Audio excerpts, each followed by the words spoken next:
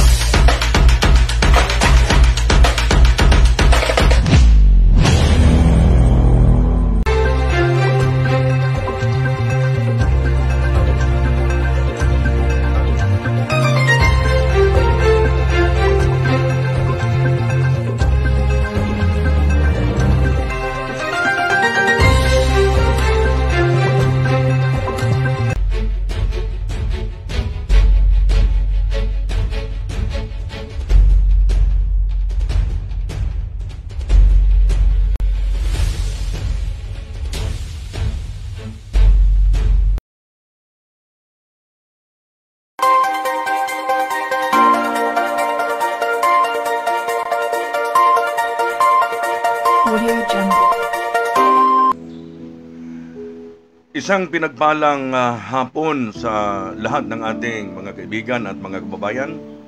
Saan man kayo naroon, Luzon, Visayas, and Mindanao, ako po ay nagpapasalamat sa inyo na nakatunghay kayo sa ating programa. Ang pagbalik tanaw ng ating salin lahi. Napakahalaga yon na marunong tayong lumingon sa ating pinanggalingan. Kagaya na sinasabi ko sa inyo noon, kailangan natin ang paglingon para makarating tayo sa ating paroroonan. Pag-usapan natin yung past, present, at saka future. Salamat sa himpilan ng CCN News, The Filipino News Channel 83, na tayo po ay binigyan ng pagkakataon na tayo po ay makasama nila sa ating mga magigiting ng mga broadcaster. At narito po yung aking idol, si Riden Oro, ay talaga naman magaling at mahusayan mag-newscast. Salamat sa mga ating mga viewers, at ako po ay nagpapasalamat sa mga Delgado family. Sister Bergie, kumusta po kayo? Sunny, Brother Sunny, narito po ako. Order ito na kailangan natin ganapin dahil maging sa abroad man, nakarating na ang live telecast natin sa kanila. Kaya lang, tinatranslate nila dahil iba ang kanilang lingwahe. Ganun pa man, interesado silang malaman, lalo na ang ating tinatalakay ay ang kawakasan. End of times na po ang ating kapanahunan. Malapit na po tayong maganap sa tinatawag na sa huling bahagi ng ating kasaysayan. Nakita naman ninyo ang mga sakuna sa bawat bayan-bayan, maging abroad, So, yun po ang ating gustong laging ipapaalala sa inyo, So, ang aking mga kaibigan dyan, mga kamag-anakan dyan sa Liti, o nga pala, ang aking tiyahin, ngayon po yung nag-alaga sa akin noon, si Tia Bising, musta ka tiya? At ang aking nanay, Aring, kailangan lang, Nay, ay lagi kang malusog, At ganoon din sa aking mga kapatid, si Ondo, Nene, Emelda, Big, magandang hapon sa inyong lahat. Nawa ay lagi ninyong tinatangkilik ang ating programa. Tayo po ay naka-schedule ditong magla-live tuwing Lunes na the same hour, araw ng Lunes at araw ng Miyerkules. Kaya ngayon ay Miyerkules tayo. Kaya ako po ay naka-schedule dito 1 to 2 ang aking pagla-live dito. Ganon din ang Lunes natin, para hindi po kayo maano sa ating schedule, Sisikapin ko na makapag-live telecast tayo 2 beses man lamang sa loob ng isang linggo, Lunes at Miyerkules. At marahil kapag mag-usap muna kami at matuloy ang aming pag-usap ng aming manager dito, baka mag-daily na po tayo araw-araw. Dahil may atas sa akin na kailangan ihayag na, lalo na nandito na po tayo sa tinatawag na kawakasan. So, hindi ako makakapag-move on doon sa sinasabi ko na ang sanhi ng kasalanan sa mundong ito ay, alam ba ninyo, nagmula ito dahil sa ating inahan. Ang ating inahan ng kalikasan, na siya po ang may hawak sa apat na elemento, ang hangin, ang tubig, ang apoy at ang lupa. Yun tinatawag na Mother Earth. Siya rin yun si Eva. Si Eva ay walang kamatayan. Yun yung ina ng kalikasan. At i-reveal ko sa inyo pagdating ng araw, ano ang ugnayan ni Eva at saka ni Eden. Paraiso ng Eden. So ito po yung atin mo ng pupukusan ang ating inahan.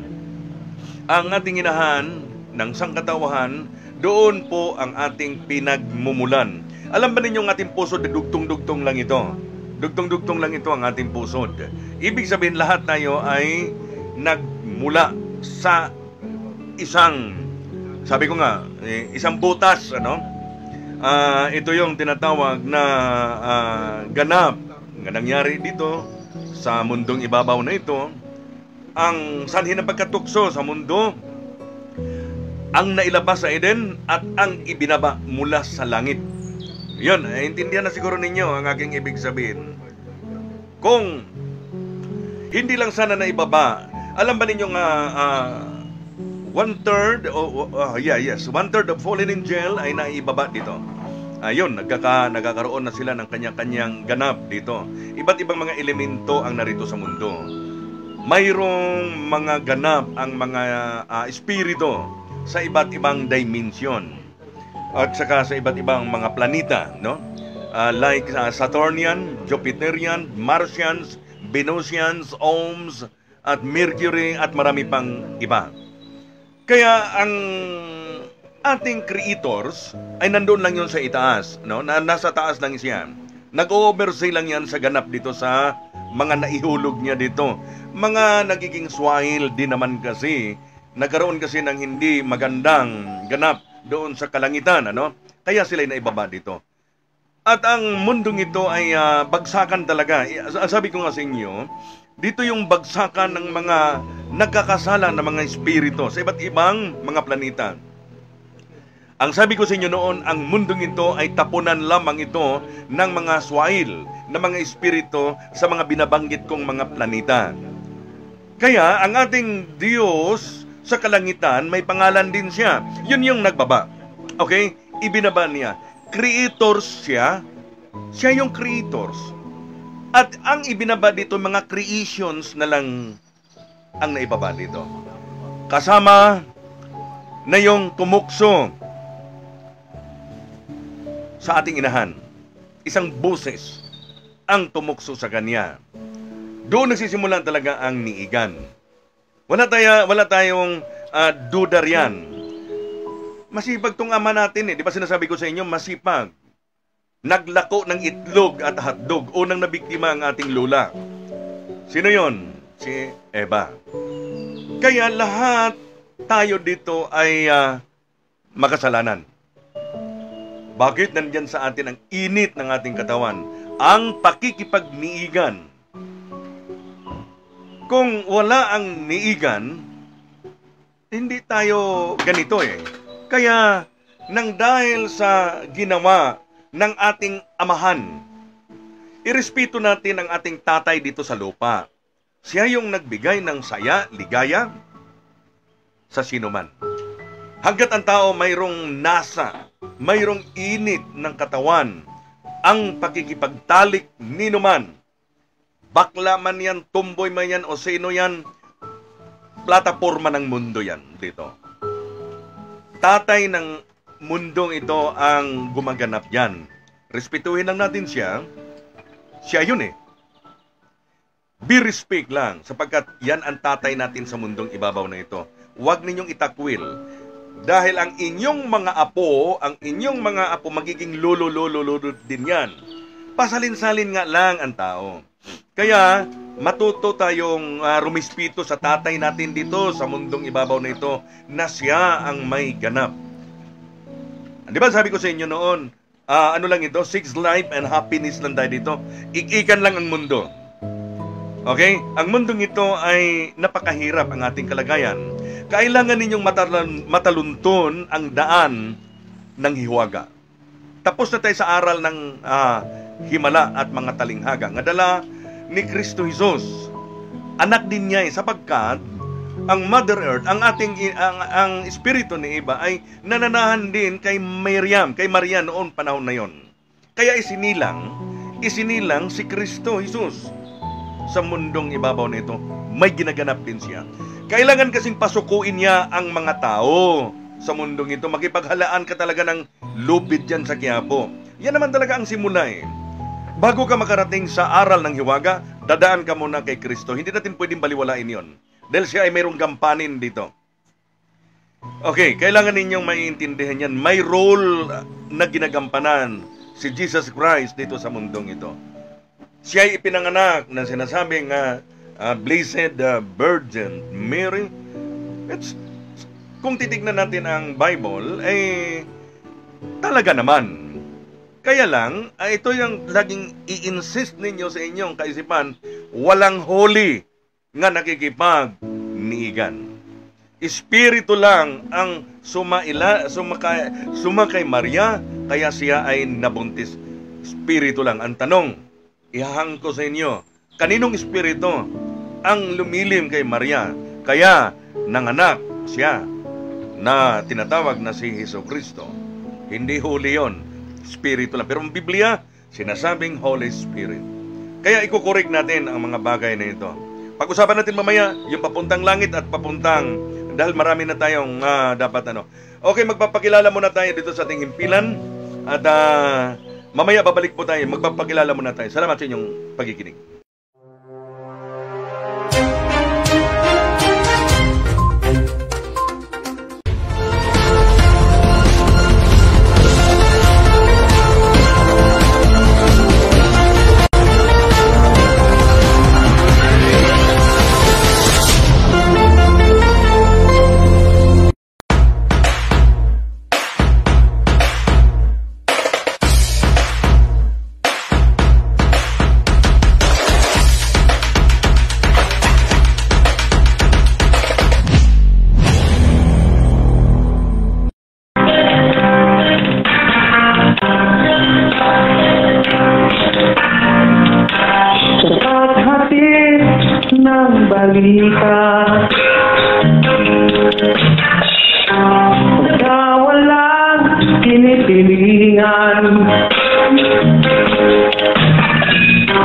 Upang ipaalam sa mga tao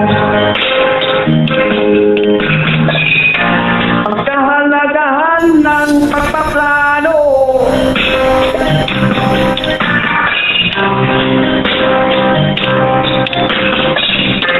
Ang magunat kinakailangan ang pagpaplano pinabalangka upang matukoy ang kanilang mithiin, ang kanilang rekomendasyon. Dahil aking kaalaman.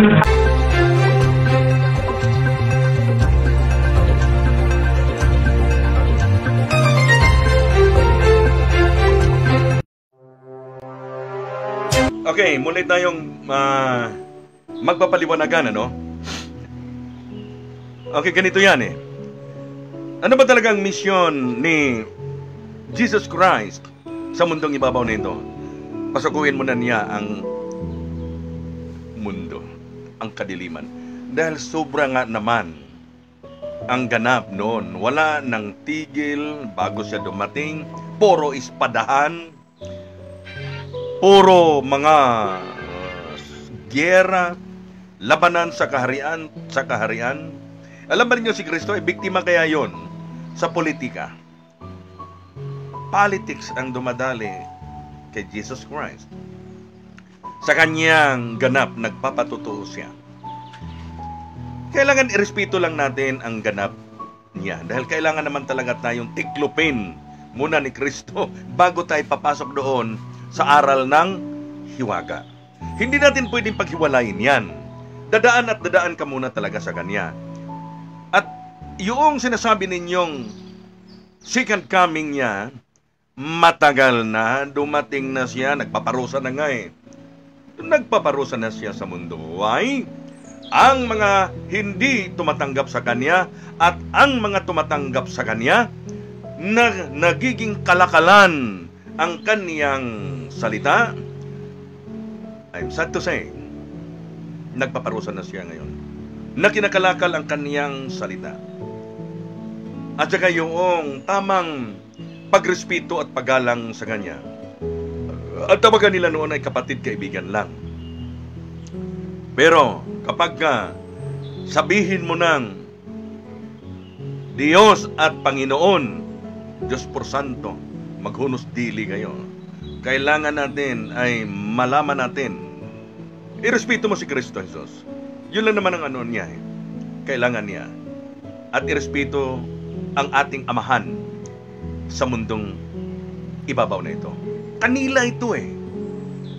Si Kristo Jesus, yun yung manifestations ng Ama natin dito sa lupa. Yes, mayroon siyang 2 talim.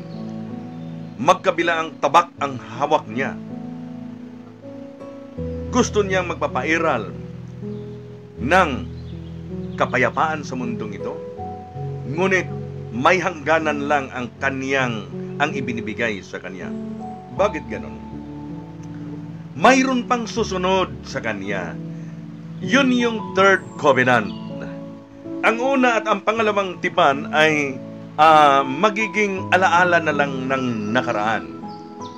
Magiging book of remembrance na lang ang una at ang pangalawang tipan.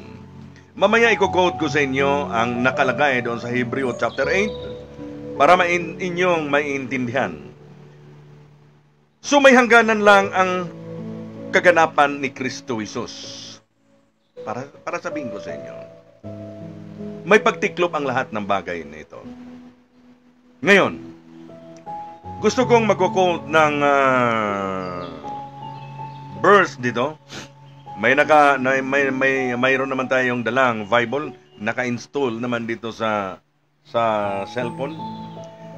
Gusto ko lang tignan ang chapter 10, verse 34, para maintindihan ninyo kung ano ba talaga ang mission ni Kristo dito sa mundong ito. Siya ba yung magdala ng kapayapaan? Totoo ba nga siya ang prinsipe ng kapayapaan? Pero dito sa Matthew 10, pakinggan ninyo ito mga kaibigan. Dito sa Matthew 10 verse 34, salita niya ito may, huwag ninyong isiping naparito ako upang magdala ng kapayapaan sa lupa. Mismo, pahayag niya ito, naparito ako upang magdala ng tabak. Magkabila ang tabak yon, sapagkat ang hindi magiginig sa kanya, kaparusahan. Naparito ako upang magdala ng tabak, hindi kapayapaan.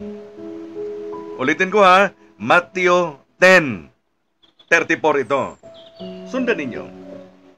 Naparito ko upang paglabanin ang anak na lalaki at ang kaniyang ama. Paano ito? Naparito ako upang paglabanin ang anak na lalaki at ang kaniyang ama, at ang anak na babae at ang kaniyang ina. Ay di magulo na. Okay, may paliwanag ko sa inyo. At ang manugang na babae at ang kanyang biyanang babae. At ang magiging kaaway ng isang tao ay kanya na ring mismong kasangbahay. Bakit? Simple. Wasak nga naman at warak ang pamilya. Isipin ninyo, ang padre de pamilya ay pastor. Ang asawa niya, Diakonisa. Ang panganay niyang anak, Mormons. Ang pangalawa, Sabadista. Magkakasundo ba sila? Kaya pag-isipan ninyo, iniilagan ninyo to mga pastor, ang salitang ito. Maliwanag ang sinasabi niyang, hindi kapayapaan ang aking pagpaparito. Tiklupin nga niya ang mundong ito. Magpaparusa siya. Paparusahan niya ang hindi sumusunod sa kanya. Bago tayo nagiging Christian, dumaan man tayo dyan sa Quiapo, hila-hila ng tali, lubid, at saka halik-halik doon sa Nazareno. Yan ay proseso yan. May proseso ang mundo. Ito ang aking i-reveal sa inyo. Ito ang i-reveal ko sa inyo. Siya ay nakikipantay sa dalawang ama. Di ba sinasabi ko sa inyo, dalawa ang Diyos natin, ang ama ng sangkalupaang ito at ang ama nga nagtapon, nga nandoon lang sa kanyang throne. Kanyang trono. Nag-oversee lang yan dito sa nagaganap sa lupa. Ano ang ginagawa ng kanyang tinapon? From creators to creations. Mga creations niya ang itinapon dito. Buo na ang mundo. Bago itinatapon dito ang mga sutil at mga swail na mga espiritu sa bawat planeta. Ang sabi nga, 1/3 of fallen angel ay naitapon na rito. At marami pa. Paano yung mga Pleiadians, Octorians, Jupiterians? Kontrolado ng ama natin sa kataas-taasan yun. Bago naging tapunan ito ang mundo ito sa mga espiritu nga hindi sumusunod sa kanya, buo na ito. Ginawa na niya ito. Kaya lang, pagdating dito, yung kanyang creations nag-create muli. Pinahintulutan para ganapin ang kaniyang tungkulin sa mundong ibabaw na ito. Ang itinapon siya naman yung nag-create. Kaya nga, ngayon, lalangin natin ang tao ayon sa ating wangis. Alam ba ninyo nga, ang Diyos nga pinag-usapan natin, hindi ba sinasabi doon nga tayo ang templo? Alam ba ninyo, kayo naman din talaga ang Diyos ng inyong sarili kahit anong panalangin ninyo. Kayo pa rin ang boss ng sarili ninyo. Bakit? Ang ating sakra bukas. Kaibigan, kapatid, ikaw rin ang Diyos sa sarili mo. Nakuha mo, ikaw rin masusunod So isipin ninyo, paano yan? Kaya nga, yung ating ginaganap na mga Bible forum, Bible study na sinasabi ninyo, alam ba ninyo ang tamang alam ba ninyo ang tamang tawag niyan? Spiritual, recreational practices and exercises. Nakuha nyo na? Yan lang ang ano natin buhay sa mundo. Ulitin ko sa inyo mga kaibigan. Walang banal dito sa mundo. Banal-banalan lang tayo dito. Puro tayo mga hipokrito at hipokrita. Ang galing nating gumanap. Artista lang kaya tayo sa mundong ibabaw na ito. Ang mahalaga lang ay magpakatotoo ka. Magpakatotoo ka kung ano ikaw. Kasi hindi naman kailangan natin ang magiging banal dito So kailangan lang natin ay iiral sa atin ang tatlong espiritu. Ano yon? 10 kasing espiritu nga nanahan sa atin katawan Ano yon? Ang tatlo kailangan manaig yon. Ang unawa, naunawaan mo ang galaw ng panahon. Unawa, katuwiran, alam mo ng mga katuwiran, at katotohanan. Kapag kayo mo iral sa iyo yan, madadaig mo ang 7. Sabi nga ng kaibigan kong pastor, yung PGH, Philippine General Hospital, sa ibang noon. Ano ba yung ibig sabihin ng PGH? Puot, ang letter P. Kapag ka nasa iyo pa ang puot, di wala sa iyo ang unawa. Napupuot ka pa sa iyong kapatid Huwag mong kapuutan ang iyong kapatid. Mahalin mo. Ano mang kasalanan na ginagawa sa iyo. Puot, nagagalit, galit, puot, galit at hinanakit, siloso. Yan ang problema natin ngayon. Sinabi sa Bible, I am a jealous God. Gusto kong iliwanagin sa inyo. Sino yung Diyos na nagsabi, I am a jealous God? Ako isang mapanibugwing Diyos. Alam ba ninyo, ang creations lang yun dito. Nakuha ninyo? I am a jealous God. Siya nga ang Diyos ng hukbo eh. Talagang paparusahan niya tayo. Kailangan natin maiintindihan ito. Napakasilosong Diyos niya. Ang Diyos sa kataas-taasan, mapag-unawa. At may pangalan siya, may sagrado kaya siyang pangalan. Bigyan ko kayo ng idea. Triple Y. Ang kanyang sagradong code name, code secret name. Siyempre may pangalan, may ano yan. Ano yung ibig sabihin ng triple Y? Hindi ko naman pwedeng ihayag dito yan. Maliban na lang kung kayo ay mag-aral sa salita ng hiwaga. Tandaan ninyo, tapos na ang himala. Ang dami na ngayong entertainers ngayon. Mga tinatawag na mga illusionista. Sa panahon ni Kristo noon siya lang. Kaya napahanga niya ang lahat ng mga nakakapanood sa kanya. Pero ngayon, manood ka lang sa TV, manood ka lang sa YouTube, sa cellphone, ang dami na diyang mga illusionista. May nakita pa nga akong naglalakad sa tubig eh. Kaya marami na ang mga ganap sa mundong ibabaw na ito. Ang kanyang mga matatalinghagang pananalita, talaga naman hinangaan siya. Idolo ng mundo. Eh ngayon, nasa aral na tayo sa kawakasan. Ang hiwaga ay magpatutuo sa huling kapanahunan na ito ay salita ng Queen of the South sa timugan. Tayo ang timugan na tinutukoy. Queen of the South raise up like a wisdom of King Solomon. Napakapalad natin dito sa ating bayan. Narito na siya. Narito lang siya. Ang ina ng kalikasan, ang ina natin nga si Eva, ang espiritu niya direkta nang nakikipag-ugnayan. Kaya ako ay nakapagsalita ako ng ganito sa inyo. Lagi ko siyang kausap. Nakakausap ko ang mga konsiho, yung Council of Elders, mga matatanda, mga espiritu. At nakatip record ang lahat naming pag-usap. Okay? Kaya sabi niya sa akin, ang instructions, ihayag mo na ang kawakasan. Sapagkat sumubra na ang parusa sa mundong ibabaw na ito. Dahil hindi nga naman basta-basta ninyong matanggap. Nag-shortcut kasi kayo eh. Ang gusto kaagad ninyo, palangit eh. Ang kaligtasan langit eh. Kagagawan ito ni Pablo eh. Pinapaniwala pa kayo na mayroong tinatawag na rapture. Tapos ang inyong posisyon, ang Ama, ang Anak at Espiritu. Yan ang turo ninyo. Yan ang turo. Matagal kaya akong napapaniwala ng ganun.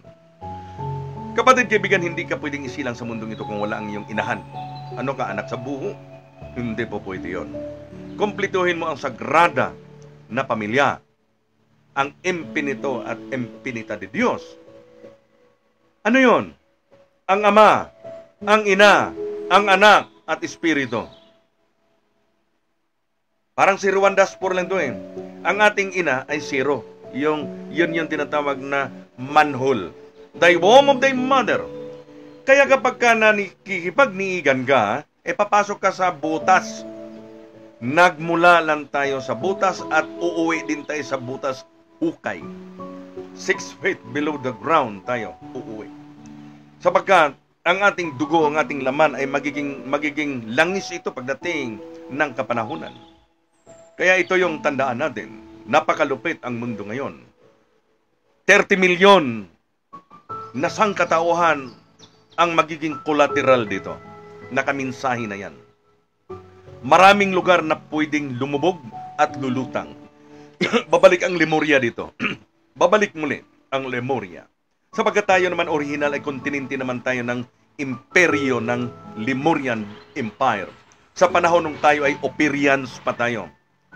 Mayroon ako mga family tree dito nga gusto kong naipahayag ko na to sa inyo noon. Kaya yung family tree ng panahon ng Noah, nagkaroon kasi ng tinatawag na Table of Nations sa panahon na yon.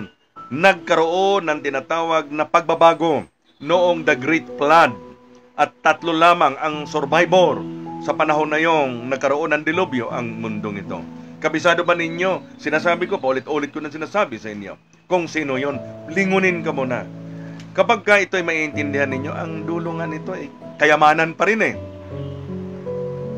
Ang mga kayamanang ipinagkatiwala sa mga caretaker noong panahon na yon, King Oper, ibinalik na ang kayamanan na yung tinatawag na naidala doon sa ni King Solomon.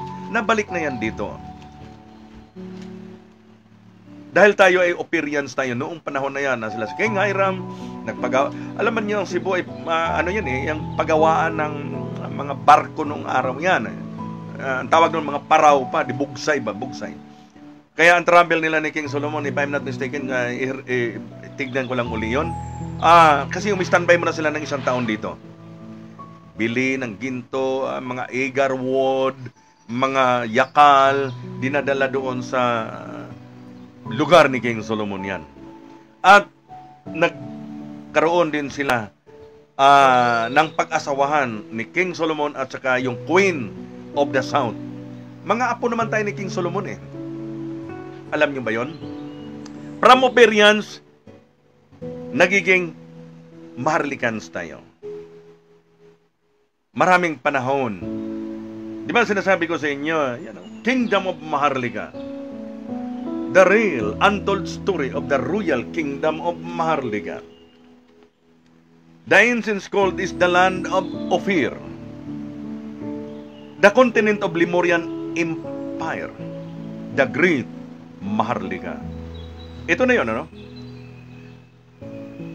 The former ancients called is Ophir since 320 AD to 1375 AD. Ano yung AD? Anno Domini, after the death of Jesus Christ. And 1452 turned to Maharlika in the time of King Bernardo. Kaya nga Malacanang Palace yan eh. Palasyo ng unang hari yan. 1452 turned to Maharlika in the time of King Bernardo del Carpio. At noong 17 AD, from Maharlika turned to Las Islas Filipinas by the power of King Felipe de Sigan ng Espanya. Kaya ito po yung mga panahon na yon. Mayroon tayong mapa sa Lemuria, mayroon po tayong mapa ng Maharlika. Kaya nawa ito ay mag-sink in ito ng inyong kaisipan. Sapagkat ang pangakong kayamanan ay sa bandang huli na yan ipagkaloob sa atin. Yung tinatawag na wealth of humanity, papasok na kasi tayo sa cashless society, kaibigan, kapatid.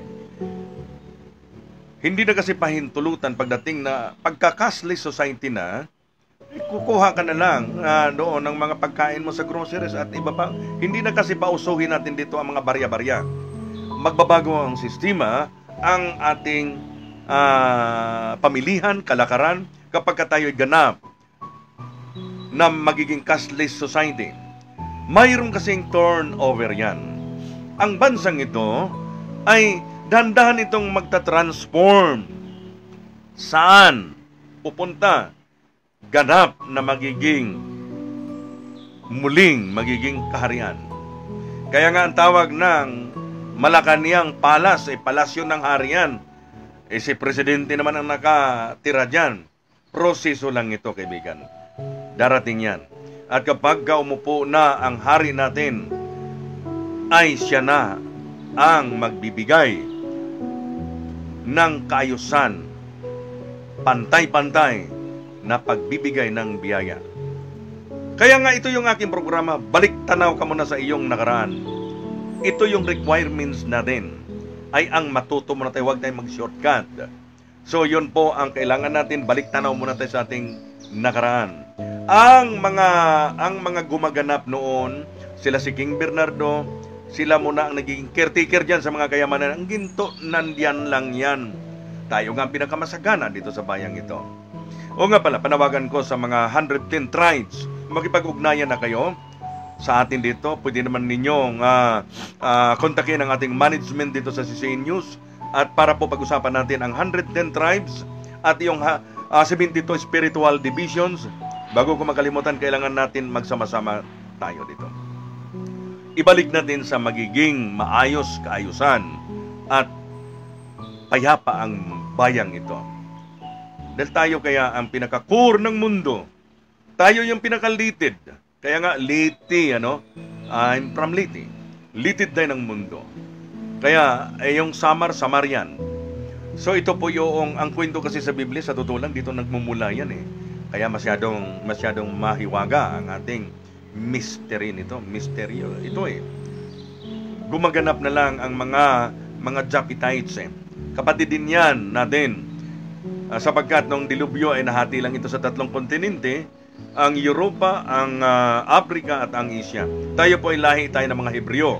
Para maintindihan natin, kay lahi tayo ni Semitics.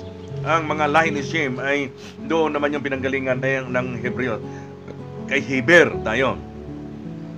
Kaya lang, binago ang ating mga kaugalian, kostumbre, nahawaan na tayo dahil mahigit ba naman 300 years kang inaalipin ng mga Kastila.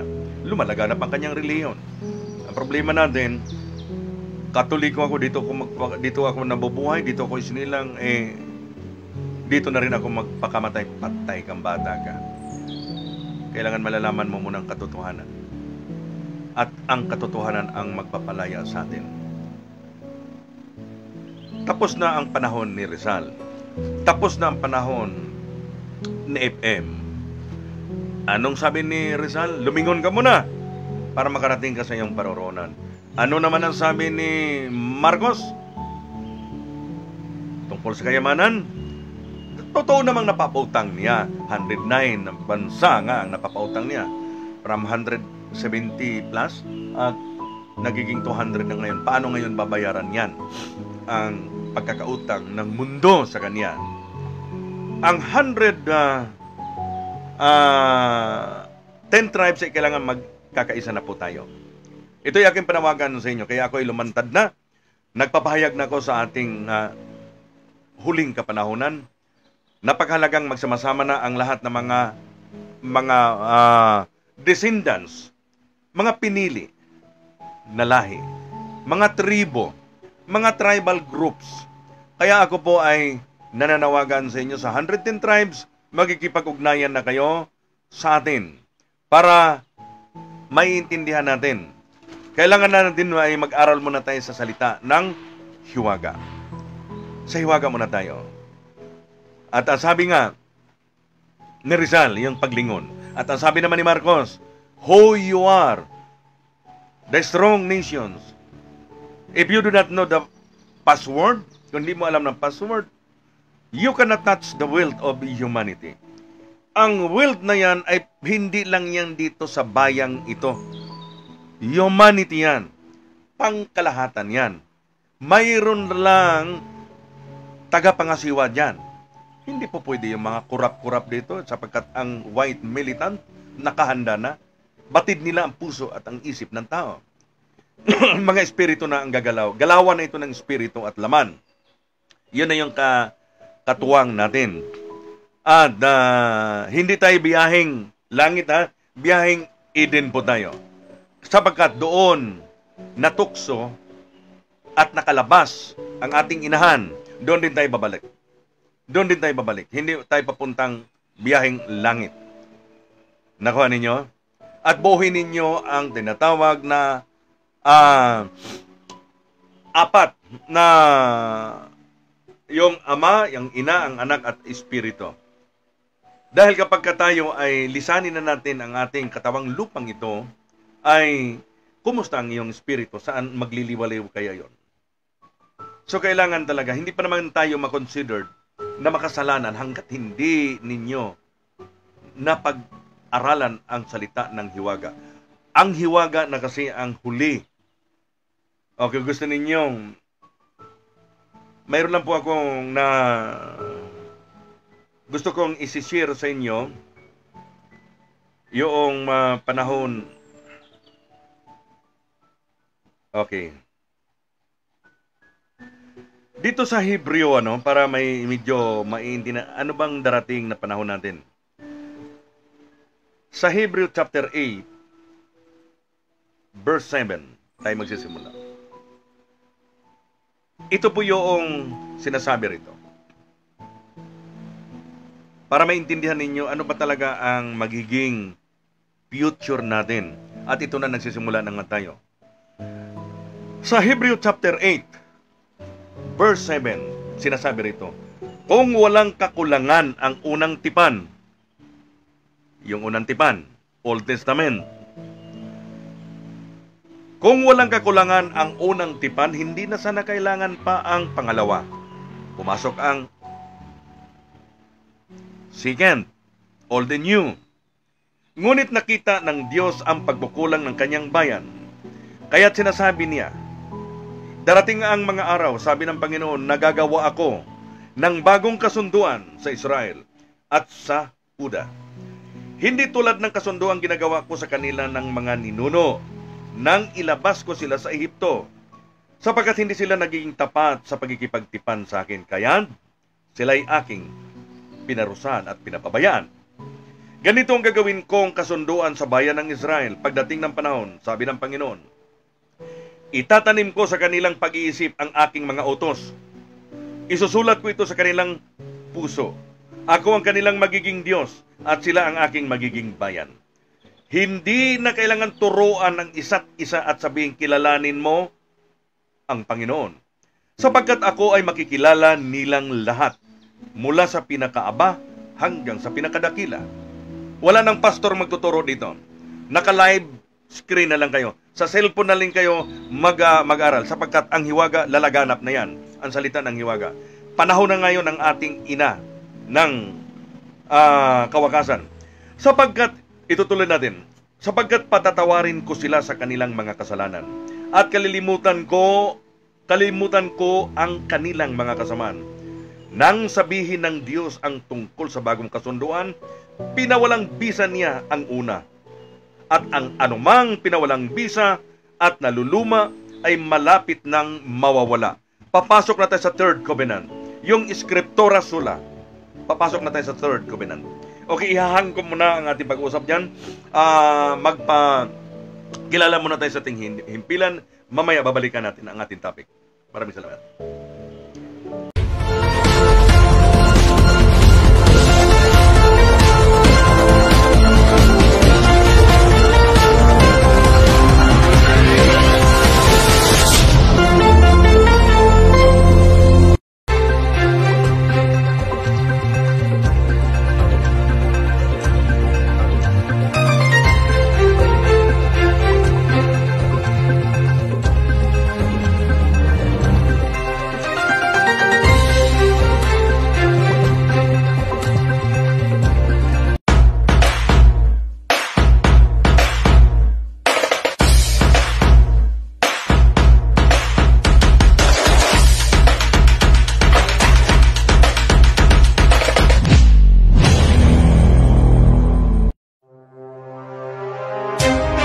Balikan natin ang ating topic kanina tungkol sa bagong kasunduan na magaganap.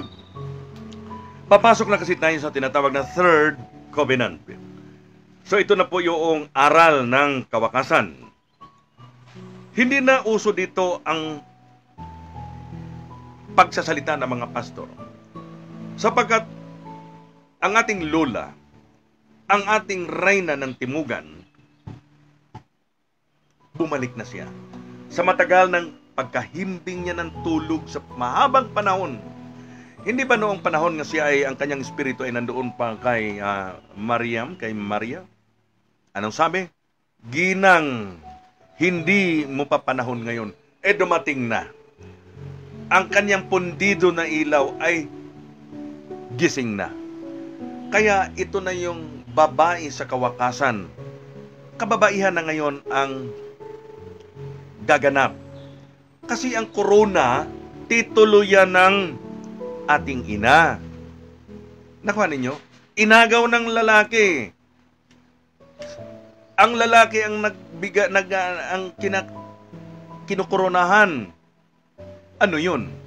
Ang corona, kaya corona para sa babae. Kung lalaki, di korono. Nakuha ninyo? Naagaw lang yan. Ang kapangyarihan na yan. Ang corona ay babalik na. Ang kingdom ay pangsamantala, ay iiral pa yan ngayon. Dahil ang prinsipe ng kapayapaan, ang magsasalita kasi ngayon sa huling kapanahonan, yung ating hari. Papairalin kasi niya ang kapayapaan sa buong mundo. Ngayon kung si Kristo nga ang kapayapaan sa buong mundo, di sana hindi tayo maggulo. Ang true Messiah, listen to me, babae yan. Kaya nga Messiah kung lalaki yan, di Misayo. Sipin nila yun. Paano nangyari yun? Titulo yan, kaya nga Messiah. Corona yan ang ating lula. Sino yun? Allah Himusula. Alam ba ninyo itong ating programa ay nakarating nito sa Middle East at ito'y tinatranslate pala nila doon sa wika nila ng mga ibang bansa. Salamat naman sa inyo kung nakarating na kasi sa aking pangunawa, no? Ang Scriptura Sola ay nakarating na doon sa Middle East. Ang salita ng Himusula. Salamat sa inyo. Mga kabro, ano, mga prinsipe diyan sa lugar ng Middle East, at alam kong nakikipag-ugnayan na kayo. Mayroon akong alam diyan. Maraming salamat sa inyo. I-translate lang ninyo ito sa wika ninyo at marami kayong maintindihan. Sapagkat nasa kawakasan na po tayo. Okay, narinig ninyo. Ang corona ay para sa babae yan. Bagamat panahon ng kalalakihan, pangsamantala muna yan nga nandoon. May mga prinsipe tayo, may mga corona, may mga king. Ang king at saka presidente kasi ang nagro-roll sa mundong ibabaw na ito Kaya pagdating ng araw, titiklopin ito ng ating lula. Muli siyang magpapasuso muna sa sangkatauhan. Kaya darating tayo sa tinatawag na cashless society. Hindi na ipapairal dito ang pera, at alam ko 4 na bangko lang ang gaganapin dito yan. Napag-usapan na yan ng konsiho. Mga espiritu itong aking mga kausap. Konsiho yan ng Divine Council. Nasa 5th dimension sila. Nakuha ninyo. Kaya kailangan natin medyo talas ang ating kaisipan. Lalo na ngayon nandito na tayo sa tinatawag na kawakasan. Huwag kayo magpanik dahil ito yung hagupit. Ito yung paniningil ng kalikasan. Ang paniningil ng kalikasan ay ganun na lamang. Kung saan ka nagtapon ng basura, basura din babalik sa iyo yan. Kinalbo ang kagubatan, sinira ang kapatagan, ginto ang pinag-usapan, hukay dito, hukay doon. My gosh, kaya nasira na ang ating bayan, ang ating mundo. Ang ozone layer ay sobrang malaki na ang pinsala. Malala ko lang noong panahon ng mga Nibiru, mga Niberians. Kaya nga sila si Enlil at saka sila si Inki. Pinadala yan ni King Ano dito from Niberians. Dahil sa panahon na yun, butas na rin ang kanilang ozone layers ng mga taga-Nibiru. Kaya dito sila nagmimina ng mga gold dust. Malaking bagay kasi ang gold. Nagdadala na ng gold yan. Kaya ito yung aking gustong ipaunawa sa inyo. Kasi kapag Biblia lamang ang ating pag-uusapan, lalabas lang ang mundo 6,000 years lang. 7,000. Ay millions na, billions of years na yung mga fossil nga na tuklasan nila. Kailan na ako nakakita yung skeleton. Napaka tanda na 15 footers at saka yung may 35 ako nakikita. Yung yung bungo ng tao, nakikita ko, agoy, ang laki-laki. Ibig sabihin, ang mga giant, mga Nephilim nung araw, bago pa ginagawa ang Ark of Noah, ay matanda na nga ang mundong ito. Kaya para maintindihan natin na tayo po ay nauulit lang ito. Ito yung ganap ngayon nga mga sakuna. Parang naulit lang kaya yung panahon ni Noah, yung Ark of Noah. Kaya lang ngayon, hindi na ganun paraan. Barko, marami nang pwedeng maligtas. Andiyan na nga si Elon Musk Kaya yung SpaceX niya papuntang Mars dahil alam ni Elon Musk na ang Red Planet, ito na yon may pagsabog ang mundong ito. Di ba? Nasa kawakasan na kasi tayo Ngunit ipapairal mo na dito yung kasaganaan. Dahil matutupad mo na yung sinasabi ni Kristo Jesus, binili ko kayo ng aking dugo. Bayaran kayo. Alam ba ninyo, pag yung wealth of humanity, yun yung kabayaran kaya. Kaya magiging sagana muna tayo rito. At ang ating mga katuwang dito, alam mo kung ano? AI. Artificial Intelligence. Mayroon ka ng katulong, Mayroon ka ng katulong na pwedeng mag-aararo. Pwede sa pabrika. Hindi nga naman mandaya yon dahil naka-SIM card lang yon. Di ba? Marami na ngayon nakikita ko naman yan. At pwede ka na rin. Ang robot sa bansang Hapon, ang kanilang pagawaan doon, halos 50% na robot na ang gumaganap. Totoo po yun. Dito sa atin, mga ganap din yan. Magkaroon muna tayo ng kasaganaan bago ang kawakasan. Ito yung gusto kong ipaalala sa inyo. Yung mga dilubyong nangyari sa inyo, liligligin lang tayo hanggat matuklasan ninyo ang salita ng hiwaga. Mga kapatid, kaibigan, nawa naintindihan ninyo ang aking mga paliwanag sa inyo. Isishare ninyo itong mga revelations na ito sapagkat ito'y napaghalaga. At ang nag-atas sa akin, hindi basta na lang si pastor o si Monsignor man, kung hindi, kunsiho ito ang nag-atas sa akin. Matatanda na Council of Elders. Ang salita ng ating lula na ang masusunod dito. Walang iba kung hindi si Allah Himusula. The Queen of the South raised up like a wisdom of King Solomon. Alam ko naman, lula, nandiyan nakikinig ka at naman yung kunsiho mo. Salamat sa inyong pagpaparito. Salamat sa inyong lahat ng mga kaibigan natin. At muli, mayroon lang akong paalala sa inyo, lalo na yung mga taga Middle East nga naka-hook up ngayon sa ating live telecast. Mayroon na kasi akong nalalaman na mayroon na nagta-translate nito. Gusto ko rin naman na matranslate ito sa iba't ibang mga wika. Alam mo, manager, mayroon na info sa akin at totoong-totoo yan na itong palang aral ng hiwaga ay sinusubaybayan ito sa ibang bansa. Kaya tama yung confirmations mo nga ang balik tanaw ng salinlahi, ito po ay lalaganap ito hindi lang dito, kung hindi sa buong bayan at sa buong bansa ito magaganap. Sapagkat nasa kawakasan na po tayo. Ang aking inihayag sa inyo ay katotohanan lamang. Napakahalaga nga maiintindihan nawa ninyo ito at sa susunod, magpanibagong topic na tayo sa ating pag-aaral. Pag-usapan natin ang tinatawag na paano ba natin makamtan ang kasaganaan sa aral ng hiwaga. Importante kasi muna na aralin muna natin ang salita ng hiwaga. The light-known wisdom. Kung ang aral ni Kristo, di ba, pinanganak si Kristo sa sabsaban, madaling araw yon. Tama? Madaling araw. At siya yung nakapaloob doon sa tinatawag na Star of David. Ang liwanag noon, madaling araw. Kaya maraming star. Ang mga bansa ngayon, kanilang watawat ay mga may star. Ngunit ngayon, sa kapanahunan natin ngayon, ay katanghali ang tapat na aral ito. Kaya nga light-known wisdom. aral ito ng kawakasan. Kaya, ang aking mga paliwanag nito, nawa ito ay kikintal ito sa inyong puso at isipan. Ibang topic naman tayo sa susunod, sapagkat gusto kong i-open na sa inyo yung wealth of humanity. Paano ninyo makamit at makamtan? Ano ang mga reglamento nga dapat nating gawin?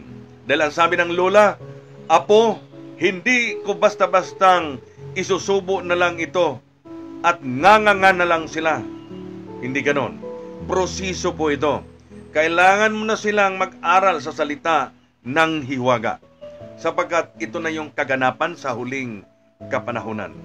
Maawawala na ang tinatawag na digmaan, kaalitan, kaya ito na'y papayapa, proseso itong papayapa ang ating bansa. Kailangan lang natin ay mapuspos tayo sa elemento ng tatlo. Ano yon? Unawa, katwiran at katotohanan. Alisin na ninyo yung PGH. Puot, galit at hinanakit. At pagkasiloso. Kaya nga may alam ko naman na talagang plataporma lang ito ng mundo eh. Ang sabi ko nga sa inyo, entertainment lang ang mundong ibabaw na ito. Hindi natin kailangan magpakabanal, magpakatotoo lang tayo dito. Walang banal dito. Buti pa yung kantang banal na aso. Walang banal dito, kaibigan. Puro lang tayo entablado dito. Sabungan lang ito ng kasinungalingan. Tapunan nga ito ng mga sutil na mga espiritu eh. Kaya napakahalaga yun. Alam ba ninyo kapag isinilang ito, hagipin ko lang ito. Alam kong magta-time na tayo, mag-end ng ating oras. Ang tao kasi kapag isinilang sa kanyang ina, ay lalabas yan. Ang daming espiritu na kaabang dyan. Ay, naku, napakarami dyan. Kaya mayroong gagawin yan sa darating ng panahon, ay hindi na ganon. Mga mababait na ang mga mailabas na mga bata o mga sanggol sa mundo. May gagawin dyan. Ang sistema dyan ay iiral yan. Okay, salamat sa inyong lahat ng mga kaibigan at mga kababayan na tayo po ay muling pinagbigyan dito nga makapag sa himpapawid. At ako ay nagpapasalamat sa ating mga listeners, sa ating mga viewers. Wag kayong magsawang subaybay dito tuwing Lunes at Miyerkules, at baka mag-usap lang kami ng management at baka mag-araw-araw na ako maghahayag dito. Depende lang ito sa aming arrangement. Pero manatili ang ating programa dito Monday, 1:00 hanggang 2:00.